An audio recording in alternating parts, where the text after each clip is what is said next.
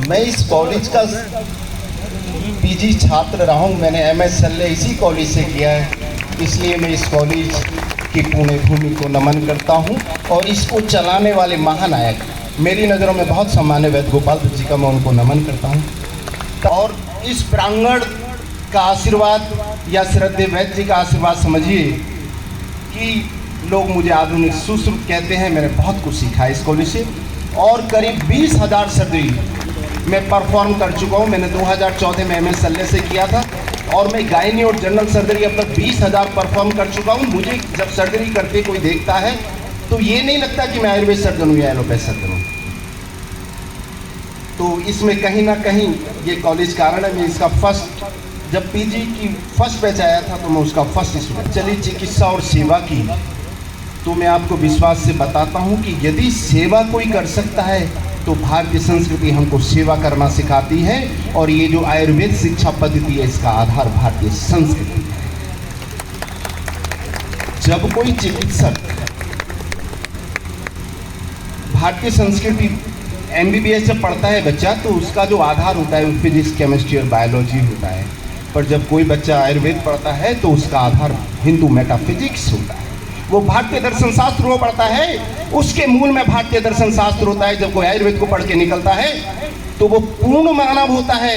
वो चिकित्सा के क्षेत्र में तो निष्णात होता है ये, पर मानवता के भी क्षेत्र में परम उत्कर्ष को प्राप्त करता है।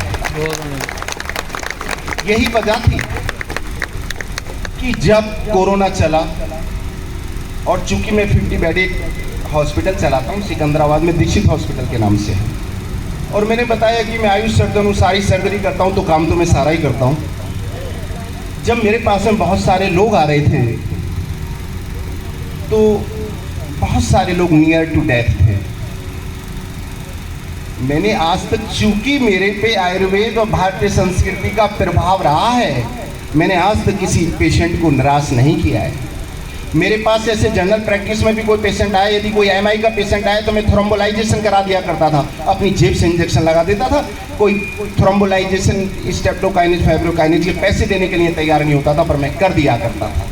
लेकिन कोरोना काल में मैंने देखा कि हम चाहकर भी मदद नहीं कर पा रहे थे, चूंकि उसके लिए ऑक्सीजन की आवश्यकता थी, और ऑक्सीजन केवल कोविड सेंटर्स को मिल रही थी। मन को बहुत पीड़ा हुई जब रात्रि में मैं अपने आवास पे गया, तो मैंने उसके ऊपर मंदिर बनाया हुआ है, मैं भोलेनाथ के सम्मुख उपस्थित हुआ। मैंने कहा, प्रभु हम आज कुछ भी नहीं कर पा रहे, ये कैसी महामारी आई है। तो मेरे मन में विचार आया कि सिकंदराबाद में 2 कोविड सेंटर, मैं आपको थोड़ा सा अंतर बताता हूँ।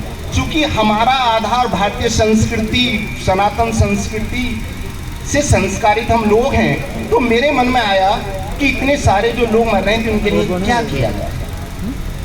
मैंने सीएमओ साहब को फ़ोन लगाया, मैंने कहा साहब कोरोना से बहुत लोग मर रहे हैं, इनकी कैसे मदद की जाए। बोले भाई साहब, नवीन हॉस्पिटल सिकंदराबाद में हमने 2 महीने पहले कोविड बना दिया था, परसों यशराज नाम का एक हॉस्पिटल और कोविड बनाया है। मैंने बड़ी विनम्रता से कहा, मैंने सीएमओ साहब वो आपने बनाया है, वो उन लोगों ने अपने लिए बनाया, और वो 20, 25 और 50 हज़ार रुपये पर डे ले रहे हैं। गरीब आदमी कैसे इलाज कराएगा। मेरी वेदना को देखकर सीएमओ साहब बोले, बताइए भाई साहब मैं क्या कर सकता हूँ इसमें। मैंने कहा, आप अपना सिकंदराबाद का जो सीएचसी, इसको कोविड सेंटर बनाइए। बोले मैं कोविड सेंटर नहीं बना सकता, आप डीएम साहब से बात करना। मैंने बड़ी विनम्रता से डीएम साहब से बात की, बहुत आग्रह किया मैंने कि कोरोना से बहुत लोग मर रहे हैं सर, देखा नहीं जा रहा और हम लोग कुछ कर नहीं पा रहे। डीएम साहब ने मुझसे कुछ कहा, मैंने सहज भाव से तुरंत मैंने कहा ठीक है मैं आता हूँ। जो उन्होंने मुझसे कहा मैंने वो फुलफिल कर दिया। उसके एक दिन बाद में VIIT जो सबसे बड़ा कोविड सेंटर था, उसमें ऑक्सीजन जनरेटर आपके आयुर्वेद डॉक्टर के द्वारा लगवा दिया गया। वो आपके माध्यम से संस्कारित हुआ, इस कॉलेज के माध्यम से संस्कारित हुआ। आप लोगों की प्रेरणा थी, आयुर्वेद की प्रेरणा थी कि मैंने कोविड सेंटर में ऑक्सीजन जनरेटर सबसे पहले मैंने लगवाया। उसके बाद में फिर मैंने डीएम साहब से कहा, 2 दिन बाद मैंने, डीएम साहब जो लोग चीटिंग कर रहे हैं, लूट रहे हैं लोगों को, उनको तो ऑक्सीजन दी जा रही है। कोविड का इलाज मैं भी कर रहा हूँ, ऑफिशियली नहीं कर रहा, पर मेरे पास इतने सारे लोग आ रहे हैं, मैं उनको मना नहीं कर सकता। मैंने आज तक मना नहीं किया किसी पेशेंट को। तो मैं भी कुछ कर पाऊँ, आप मेरी मदद करिए। तो कहा, अरे नहीं दीक्षित साहब, आप तो बड़े समाज के लिए समर्पित लोग हैं। मैं सीडीओ को अभी बोलता हूँ, आपको जितने ऑक्सीजन सिलेंडर की रिक्वायरमेंट होगी उतने सिलेंडर आपको मिलेंगे। और डीएम साहब का आशीर्वाद रहा कि मुझे 25-30 सिलेंडर पर डे मिलते थे। मैंने 500 पेशेंटों को ट्रीटमेंट किया कोरोना का ऑक्सीजन मिलने के बाद में, और बड़े फख्र के साथ कह रहा हूँ कि मेरे यहाँ एक पेशेंट नहीं मरा कोरोना में। चूंकि मेरा रजिस्टर्ड कोविड सेंटर नहीं था, इसलिए मैं दरवाजा बंद नहीं कर सकता था। मास्क लगाकर अटेंडेंट भी वहीं पर बैठते थे, और जब अटेंडेंट वहां पर बैठता है तो आप पेशेंट के साथ आपको अटेंशन 100% रखना पड़ेगा। मेरे कंपाउंडरों को ले जाते थे बुला कर कि हमारे पेशेंट का ऑक्सीजन नहीं देखा जा रहा है, हमारे पेशेंट का बीपी नहीं देखा जा रहा है। मेरे लड़के 8 घंटे में 10-15 बार कोविड पेशेंट के पास जाते थे, पर भगवान धन्वंतरी की अनुकंपा है कि मेरे किसी स्टाफ को जुकाम तक नहीं हुआ। मेरे चैम्बर में 8-8, 10-10 कोविड पेशेंट बैठे रहते थे, मैं केवल मास्क लगाए बैठा रहता था। चूंकि मैं पेशेंटों से इतने पैसे ही नहीं लेता था कि मैं अपने स्टाफ को रोज पीपी किट ला कर दूँ, ये दूँ वो दूँ, नहीं दे पाता था। मैंने किसी पेशेंट को 1500 रुपये पर डे की ऑक्सीजन लगाने के बाद में केवल 500 रुपये एक्स्ट्रा चार्ज किया। ये आयुर्वेद की प्रेरणा है।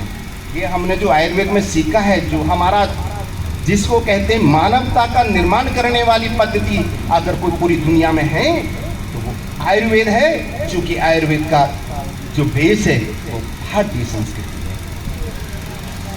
तो दोस्तों, जो मेरा अनुभव था मैंने आप लोगों के सम्मुख रखा, और मुझे बड़ा अच्छा लगा। काफ़ी दिन बाद आया हूँ, उन्हें इस प्रांगण को नमन करता हूँ, उन्हें वैद्य जी को नमन करता हूँ, उन्हें मंचस्थ साथियों को नमन करता हूँ, सामने बैठे हुए छात्राओं को, व टीचर्स को, व डॉक्टर्स को नमन करता हूँ, और अपनी वाणी को विराम देता हूँ। जय हिंद, जय भारत।